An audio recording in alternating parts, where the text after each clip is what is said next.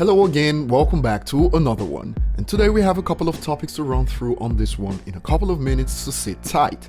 As always, if you're new to the channel, hit the subscribe button and turn on notifications. If you enjoy content like this, hit the like button, and you can find me on social media at ETLifestyle_web.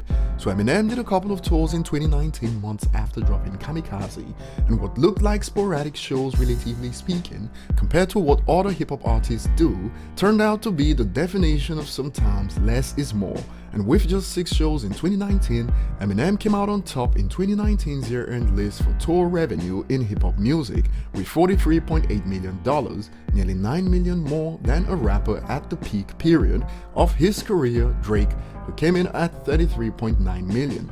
Now, Eminem's success is definitely not the norm for artists regardless of the genre of music, and artists generally rise and decline after their peaks.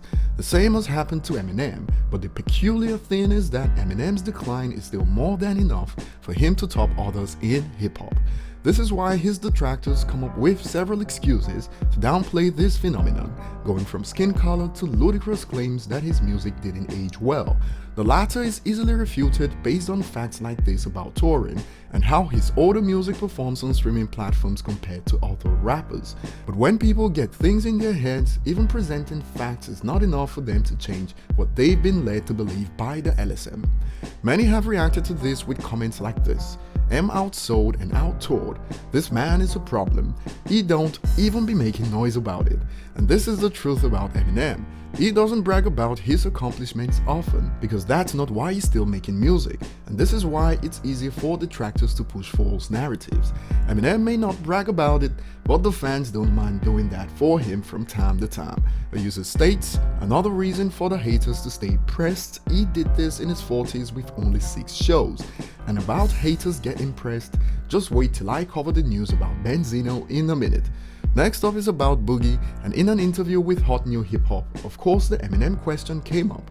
This is something everyone that's ever been affiliated with Eminem get every time. Some think it's annoying, but what do you expect? Eminem is the biggest artist of the 21st century, and be honest, as an interviewer, you'd do the same if you got the chance. And one part of the interview about Eminem that caught my eye was this question about if anything has changed since signing to Shady. Boogie states, "What changed is it's a lot of Eminem fans. They are probably one of the toughest fan bases in the world. If I'm not rapping fast sometimes they get mad, but then I start rapping fast, I disappoint my other fans. I'm trying to have a balance with my fans and all these new fans and make everybody happy." And to be honest, this vocal minority of fans put pressure on Eminem himself, with takes that I consider absolute trash, and Boogie should ignore these people and just do him. And in my last video, I covered what Eminem had to say about these people. You're not gonna please everybody. You just can't. Can't you know do what I'm saying? Like you do this over here and someone doesn't like it and they want you to do the opposite, then you do the opposite, you please that person. Right. Or you don't. And this person hates it. You know what I'm saying? Like it's very tough. They can never be satisfied. A tiny minority of vocal fans on social media who complain about everything, and Boogie should do what Eminem does now, ignore these people. Boogie even added, "I put a lot of pride into my lyrics and my lisp is too big. I got a lisp to be rapping all fast and that it'll start sounding like I'm spitting." So it's a no-no, and when it comes to conversations he's had with Eminem, this is what he had to say. "When we talk, it's regular. It's like a regular person.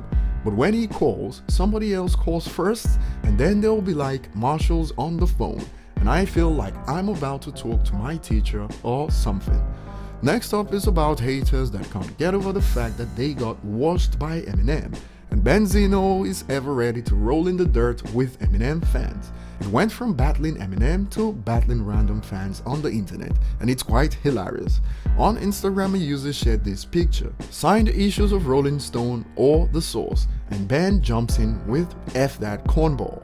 Ben has 1.1 million followers and is jumping on a post that got 9 likes in 39 minutes to comment about Eminem, and the roasts began.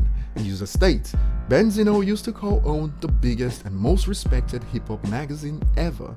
Now he replies to Eminem fan site. And there's even more butthurt on Reddit where a user shared his conversation with Benzino.